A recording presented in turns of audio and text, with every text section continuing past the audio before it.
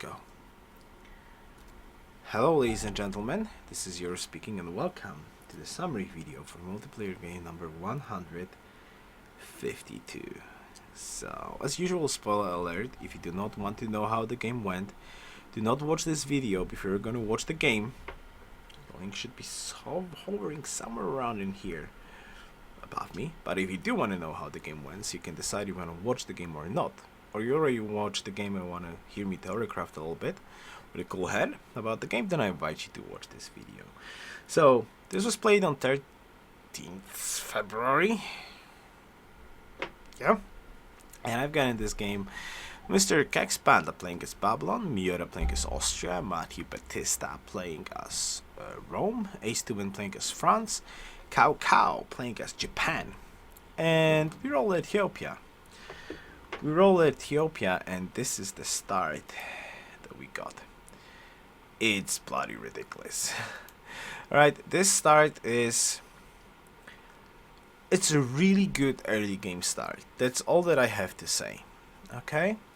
Now, we're on a hill, on a mountain, with a granary source next by, with an option for a horse somewhere around in here, with an option of irons probably somewhere on the hills around this place, and that's basically it. So this is a very good early game capital, but it lacks the potential for the late game. Let's be fair and square. When you look at the start, you're like, oh, this is great. Yeah, it's cool until turn 100. After that, it's starting to be tricky. It doesn't have that much food potential, and it also doesn't have too much potential for like expansion north. You're like kind of locking away yourself from the tiles here. You theoretically can get an expansion in here, but it's gonna be a good 10 pop expansion, and that's about it. Also with no late game potential. So I was really happy with this start, but I kind of know that this kind of start looks only good for a little bit of a mid game, right? So Ethiopia is amazing. Now Ethiopia allows you to do so much crazy stuff. Like steel is just like so good. It's beyond madness. It's like a pantheon without the need to actually get a shrine. It's great. It's just great. Now, I don't exactly remember what I had in my mind for this game, but lately I'm really happy to risk some stuff, especially that I'm a host in this game. Like Great Library seems like a very, very good option. This is a beautiful Great Lib capital, right? And this is exactly what I wanted to do. So after some sort of initial scouting, you can see basically like a glimpse of the land in here. I'm going directly for Great Lib, and I want to go like super greedy hammer mode. I'm like super greedy wonder mode, so to speak. Why do I want to do that? The answer is relatively very, very simple. Now, if you take a look at this land, it looks kinda meh. Though it looks like it's awesome, in essence it's kinda meh. This land lacks food. It has a multiple hammers. Yes, there's like a million of hills, but you can't really work the hills if you don't have the food to grow. So it's actually quite hard to fit reasonable amount of cities around the place. Like our capital, my capital is first. It has gems. That's true, but the another luxury is salt in here. There's salt. There's like a third unique luxury. There's a marble here on a coast, and that's about it. Cocoa very, very far away. And that's about it. So like my initial plan, of course, Liberty, Great Lib, let's expand like crazy because we're Ethiopia, we can get crazy stuff. But when you think about it, it looks good again, but only until the mid game. And this is exactly how this game worked. There's another gems here, quite a bit of stable resources, quite a bit of jungle. There's cocoa somewhere around in here, and that's it. Then there's Rome. So I'm in like, and there's marble in here. I mean, it's one tile on absolute total coast in here. So this is very good until mid game. For luxuries, for a Liberty Empire, this is not too much. In my brain, it was like, oh my god, I'm gonna struggle if I'm not gonna get happiness. So I was like, let's go crazy. And I'm just like, let's go crazy. I know Rome is next to me. Theoretically, he is next to me. And he showed no signs later on of expansion and so on. So I was like, I'm gonna. Oh my god, I'm sorry. I'm gonna like. I'm gonna spam wonders like crazy. And I'm gonna try to get Chichen and Notre Dame. And the wonder spam was insane, guys. The wonder spam that I was able to get is insane. This is my 4 cities. Okay? This is my 4 cities. Turn 52, it's looking good. I got Great Light, Stonehenge, Pyramids, Oracle. I'm gonna get Angkor Wat. I'm gonna use my Great Engineer from Liberty Finisher. To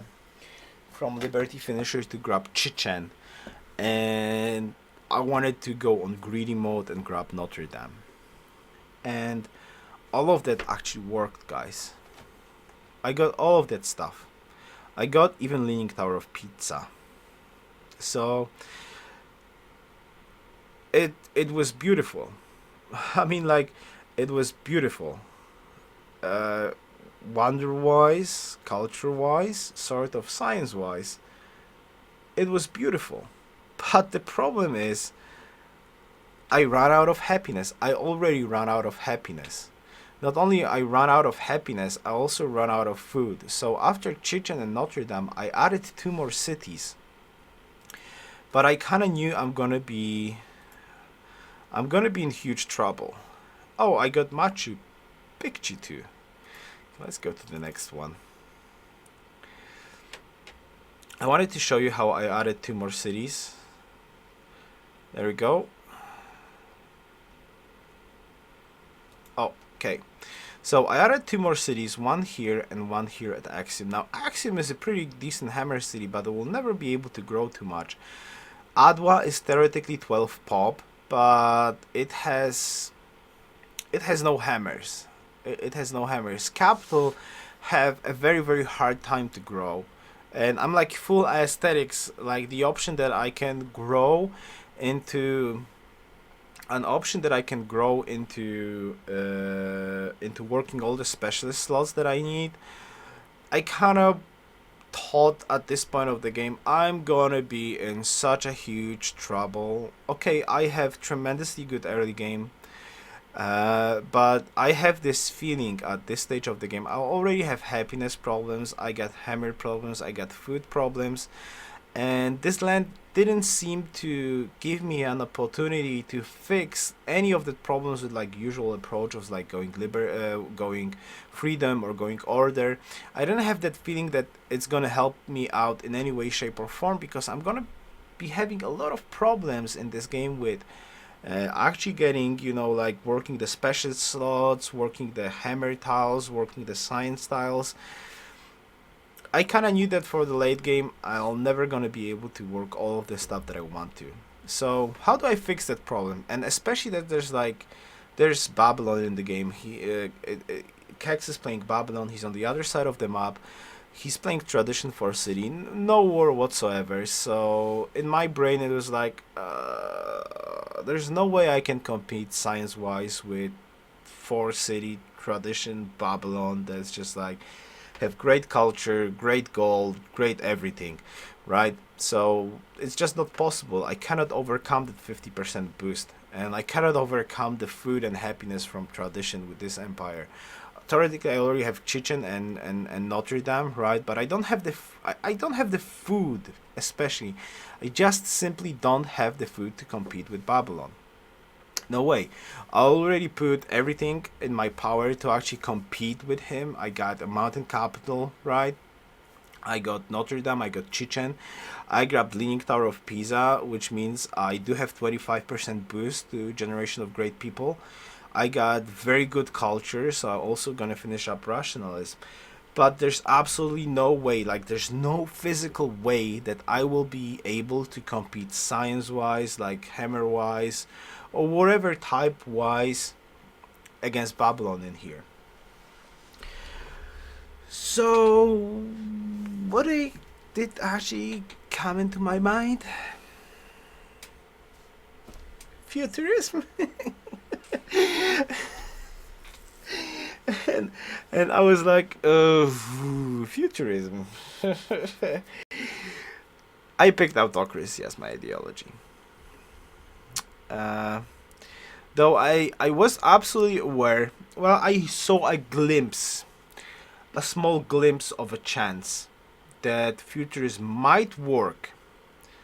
It might work because the culture was pretty low, though Babylon was aesthetics too, so it was kind of obvious for me that futurism alone will never cut it. Like, futurism alone cannot just, like, you can't do it, and there was like 4 or 5 culture city-states on the map also.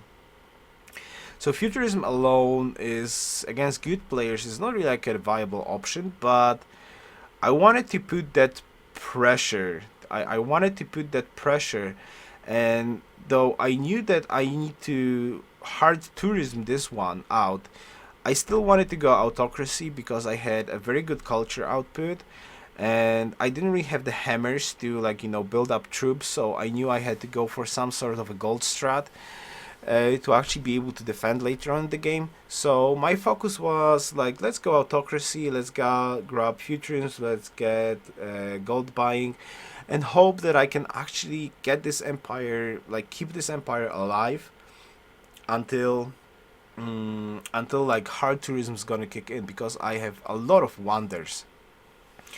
I've got a lot of wonders, and will have decent amount of faith, sort of, but I will never have the food or like hammers to compete against other empires. So that was my plan, and like what happened around the game, basically, like Miura went all in, like two city into getting Petra and his expansion. That was quite successful. He got a Petra and his expansion, a beautiful Petra cap city, and Kex was just doing the usual tradition, Babylon, blah blah blah, SimCity into to whatever. Cao went honor, and he didn't war anybody. He took like 2 city states and was sim sitting out of honor. And Rome, I don't necessarily know what was Rome's plan, but he was very very peaceful to me. Very very peaceful, and didn't feel threatened by Rome, especially that he bought their Cao, right? And France, I have no clue what he was up to, but what he figured out is that he wanted to attack Miura. And he tried with crossbows, made peace, then he went for cannons, and Miura's, like that tradition for city, Petra Beast, kicked in, and he obviously killed France quite easily. But of course his SimCity route was off, and he needed a lot of time to get back into the game. And actually his time ran out because he had only 7 hours for the game, so he felt like his timer ran out, and also he didn't had like he could attack somebody, but he felt like even if he would attack somebody, it really wouldn't like help him win the game. So he decided to vote himself not relevant because of the lack of time, and actually not willing to suicide into somebody. Like theoretically France did try to do something to him, which turned out to a suicide war that only slowed down Miura, while Ace to Win had absolutely no chance in this game. Kex was just sim-sitting, aesthetics, rationalism, like science like crazy and all of that stuff, stealth very very quickly.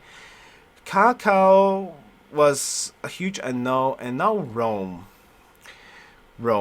Now, Kex was at least rude in this game overall, but taking away the rudeness of his talks, he actually managed somehow to, through the talk, convince Rome that it would be in the best interest of Rome to slow down my tourism attempt. I'm gonna like go a little bit forward in here with the recording,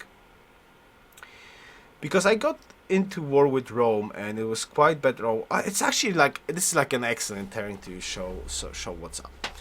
I'm at replaceable parts 4 turns, right? My gold income is kind of meh. Gold science wise, I'm already behind Kex like by quite a bit.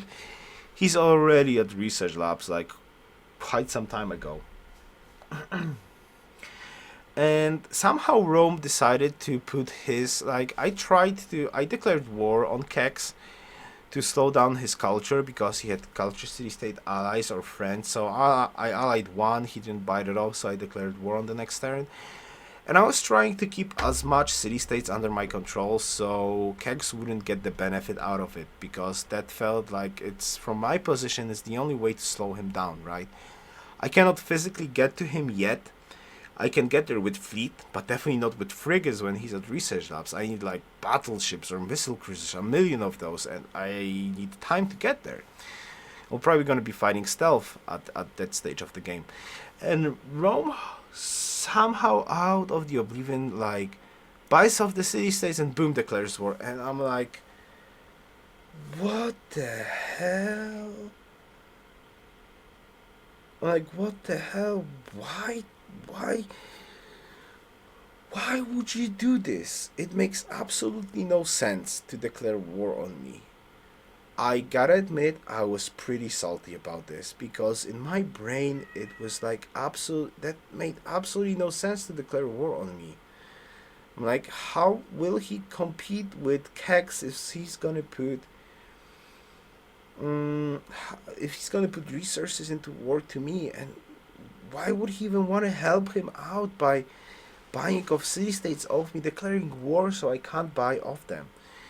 I'm like, if you don't have a plan to later on deal with the leader of the game, why would you help him out? I mean, like, let him do the stuff. If he's threatened by the tourism attempt, let him do something about it. I'm like, let him buy the culture city state, let him kill the city states, let him get in here and kill me. Just like let the game leader try to work on the tourism part of the game or the futurist part of the game. Let him spend the resources alone. Just like don't help him out. Why would you help him out? But that didn't work out that well. And I was kind of like, okay, I'm like now tunnel vision in here. I need to get out of Rome. I no longer care. Of course, I'm gonna try to do my tourism stuff, and I'm gonna try to get the gold, and I'm gonna try to get the army rolling. But I don't really am in the mood to put too much resource into Kex anymore, because it absolutely makes no sense if a player that is definitely not in the lead is slowing down the second, or well, actually not. I wasn't even second in this game. Like, futurism win was out of reach. Cow was like crazy hammers, crazy gold, crazy food, autocracy buying stuff. Kex had his 4 cities super science, okay? So if you put like places in this game, is like, okay, Kex probably, Cow, maybe Yoruus, though Miura is still in here, but he leave the game, so I'm not gonna talk about it. And then Rome. So Rome is sort of in a 4th position in this game, and he doesn't have too many options at the moment. So why would he slow down the 3rd guy and help the 1st guy? It makes no sense, right? It absolutely makes no sense. But he already did it. He made me waste resources. He, like, Manila is right next to me. It's a problem. I can't trade with those city states. I can't ally them and so on. So all my effort right now is, okay, I'm gonna try to work on the tourism part of the game. But what I need to do is I need to kill Rome, because it's just like a matter of honor right now, because it makes no sense what he's doing in here. So obviously I got finally to my research labs. My gold income is not that great. My science is not really that great. Like, my power is a lot of wonders, and Miura helped me. I try to fix his happiness, and he helped me out with voting for culture heritage side, which is a huge boost for It's a huge boost for any tourism attempt. Culture heritage sites. World religion would be even more awesome, but that never was an option to pass. If I would get my world religion, it would be bloody craziness. But that didn't happen. So I slowly grinded my way to research labs, and I slowly grinded my way to, like planes, rocket artillery, and so on. And somewhere around turn which, I don't even which kind of turn, I finally took away Rome. I took away Rome on turn. I don't even know at which turn. Wait. Where's Matthew? 163. 166. Naples finally falls down. 168. Yeah, I think around turn 168, Matthew finally voted himself not relevant. I didn't even take his capital yet, so it took so much time between he declared war. Between he between the time he declared war on me and before I was actually able to push into him finally, that took like a space of like 40 or 50 turns already. And at the time, I was still trying to work on my tourism. I was still trying to work on my culture. So I was definitely not like 100% that I want to go to war. But I definitely didn't want to make peace because that made absolutely no sense to me. Because it's like he wanted to give me peace after like couple of turns, like my saltiness and chat and all of that stuff. But it absolutely didn't make any sense to me anymore to make peace with the guy because I will have to level the bombers anyways, and I already put a lot of effort into getting the tags that I didn't want to get, like spending the gold on stuff I didn't want to get, like military, to defend myself. So he already put me on a different route that I wanted to take, right? So after those 5 or 10 turns when he proposed peace, like getting back to that route, it's clearly impossible. I'm already away, so now this is like goes away. I can't get back there, and I need to choose from this place where I'm in right now. So I chose not to make peace. I chose to kill him, try to kill him, which took a lot of time. And in the meantime, something interesting happened. Like Hex was like, "Oh, what's Cow's gonna do to me? Oh, I'm not so afraid." And actually, Cow slaughtered him.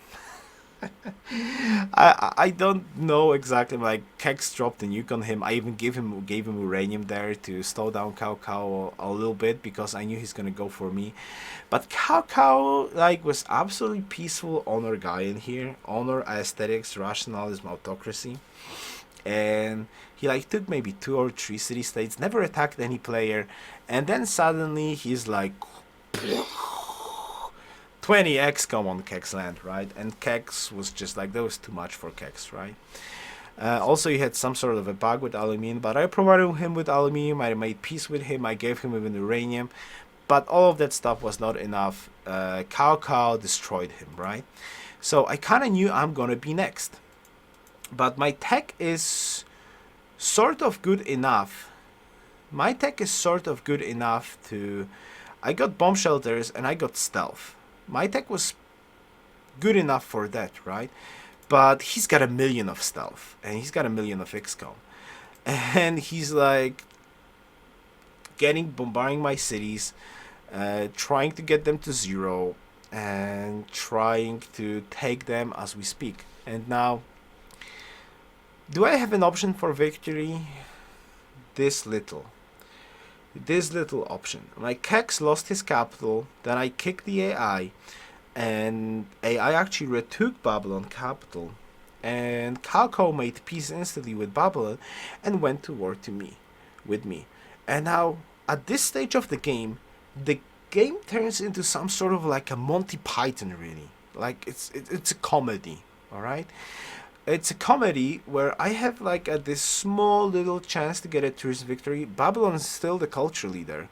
Though I do have like quite a bit of tourism, I still miss quite a bit. I need to grab a musician there into Babylon land. I need to grab a musician there, and it's gonna take forever to get there to Babylon land. It's gonna take forever to get there, and I need to get there. So I'm trying to get to Babylon land with a musician, and in the meantime, Cao is stealth bombing all of my cities to HP 0, then dropping XCOM, and I don't know how. I blame Cao for that he focused on the capital too much. He took my capital for a bit, so my tourism dropped down, then I tried to increase the tourism, and so on. It was a disaster overall. But my point is, Cao, if he would coordinate his army very effectively, could take my city one after one after one. He would just need like to drop, instead of dropping the XCOM every single turn, like 3 XCOM at a time here, 2 XCOM there, like bombard this city, drop 2 XCOM here, and so on. Just wait, like 2-3 turns and drop like 8 XCOM on one city. I didn't have the firepower to take so many XCOM, and he could just bombard the city to 0 and take the city. But somehow he was sending like 2 XCOM here, 3 XCOM here, stealth bombing this city, stealth bombing the other city. So my cities were at 0, but because he was dropping not that much XCOMs, I was able to kind of hold on. And on the other side of the game, like on the other side of the map, Austria was going to space, and Babylon was going to space, and Cao was like, AI is going to space, I don't care, I'm gonna fight you anyway. So he was like fighting me, and AI was like happily sim-sitting outer space, right? So I was like, oh my god, we're gonna lose this game to AI. I'm like, Miora's gonna, like, he went not relevant, he's gonna win the game with an AI. So Tolly, why would you ask me a moral question like that? So funny part happened actually. As you can see, like, I'm gonna grab a national visitor center soon in here, and I'll be rocking around. How how much I will be getting the tourism? I think like 600 tourism. And I believe I bought, like, after getting actually National Visitor Center, I finally bought a musician. I bought a musician here with 662 tourism at turn 187. AI is not yet in space. AI is not there yet, but he's missing like one part or 1 2, and I need to get to Babylon capital. I need to get to Babylon capital to, like, Babylon by sea to actually use that musician. So it's gonna take like 5 or 4 turns. But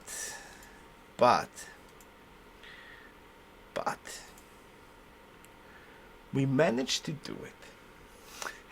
I got a culture victory out of this nonsensical situation and out of this crazy game.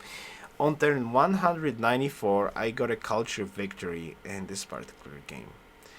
I overshoot like 200 tourism. I had 200 more tourism gathered on Babylon on this turn to actually get a culture victory. And to sweeten this up, I was really interested how much turn the AI would like need to go to space, So I loaded the turn from AI perspective, and I was like laughing so hard because it already had the part there. There it is. It already has the part here, but it was here. So AI would win. If I would not win on this turn and I would click end turn, AI would probably launch the part. Most probably it would launch the part. Take a note when you join as AI. AI is not like having the bonus minus 40 happiness, but AI bonuses, so that doesn't count. So this was like simply so super crazy drag out culture victory. It's beyond madness. I'm like, that's beyond madness. So yeah, your AI is awesome, Yoda. I gotta agree. I was pretty surprised that I won this game. I have to absolutely admit this, that I kind of knew I'm gonna have problems after mid game. I was 100% aware that I'm gonna have problems after mid game. I try to do something about it by trying to put some pressure out of that. Then all hell break loose with like Rome, then like France attacking Austria, which outbalanced the other side. Cao in the meantime was like so silent, and then he was just like surprise boom on Kex, which was really, really helpful for me. Then somehow, thanks to the war with Rome, I had enough very well promoted stealth to actually uh, defend against this not well coordinated attack. So kind of, let's admit it, I was super lucky in this game that I got a culture victory. Though I think like my decision making was correct, and I don't really feel like I could have pulled this off with a different social policy choice, or like with different decisions in this game. I probably wouldn't be able to pull off a victory, but the culture victory itself, this was lucky. This was lucky like hell, but we did it, and we got a culture victory. So that was cool. So thank you very much for watching. I hope you enjoyed this recap. If you haven't watched the game, go check it out. The start should be somewhere. The link to the start should be somewhere around in here. And see you next time. Best wishes. Yoruus out.